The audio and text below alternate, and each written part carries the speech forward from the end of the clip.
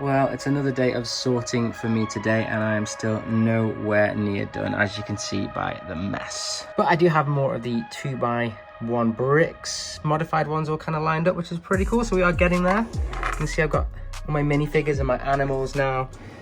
And just, yeah, the bricks are getting more sorted, which is definitely good. So from the title of this video, you obviously know that I am going to do MILS style stuff for my city. And that's one of the main reasons that I decided to do this kind of sorting and stuff, because I want to start doing a few of my mocks, but I want to get rid of most of the kind of pieces that I don't really use much of, but in a good constructive way, which is where MILS does come in handy, because you don't see a lot of the bricks. So you can see by my top drawer that I've already kind of destroyed my 2x2s because I had loads and this is overflowing and going over here.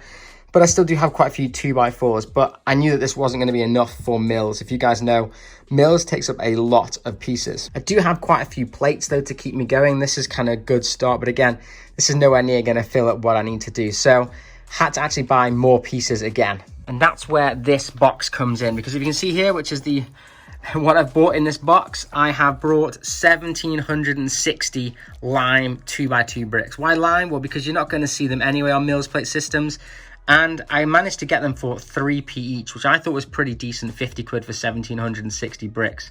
And I also got a Jawa in here as well, but I also got a load of these plates in the green as well, because then for the gardens, you can see the green ones. And like I said, we have a lot, and I mean a lot, of 2x2 pieces. As well as some more plates here. And do we have that Jawa? I think he's right there in this packet. So there we go. So sorry about the lighting here, it's a little bit dark today, but you can see here that I've started doing some MILS, and I just want to show you what I was actually doing. So here is just the detective's office. This is one that we already lit up, and that's why I was getting those green pieces for the garden, because you do see that on the plates. But then you can see here is the MILS system, which if you guys don't know, basically what the MILS is it's basically a 2x2 brick with a base plate underneath and then plates on top to give it the same height. And the reason I decided to do this was, it makes it a lot sturdier, because I have to kind of reach over these tables over here, and it can get really hard if you're just doing it on a base plate and stuff falls off. So the sturdiness kind of really does help. But also because of the new road plates, because I love these new road plates, I think they're great. But I was looking at potentially doing this, which I've seen a lot, like Bevan's Bricks and a couple of others I've seen doing this. And it just looks really, really cool, where you have the base plate, this actual new road plate can become a MILS really, really easily and slots in, and it just looks absolutely awesome. So I wanted to kind of experiment with this. I'm still not finalized with this style, because I did do this for the drainage, but I just don't even think you can tell it's there. It kind of looks like an accident. So I want to work on that a little bit more, but then obviously I can add more things to the streets and stuff, because we get the bigger pavements back again.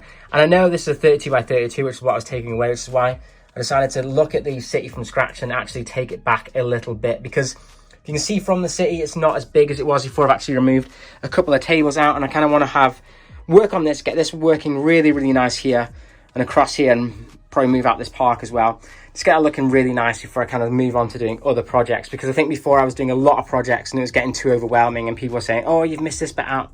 So I think I'm going to kind of stop that. So I've still got the same idea that I was going to have with the street going around and potentially a park here. I'm not too sure about the park bit. That might get moved over to here now, but I do have an idea, and these aren't going to be staying here. This is just me planning out from my Excel spreadsheet of what's going where. But yeah, exciting times. The city is coming back. So as you can see from behind me, there's a lot of work to do. But like I said, I have kind of now, with our wedding and everything over and everything getting back to normal, I've kind of started looking at this stuff again. And as you can see, I've put quite a bit of investment into doing MILS plate systems as well, just for those bricks alone. So yeah, it's going to be good times. I'm actually making some MILS plates for the new Daily Bugle set, because I want to just build that straight onto a MILS system instead of having to start it on a base plate and then take it all off. It just seems a lot easier that way.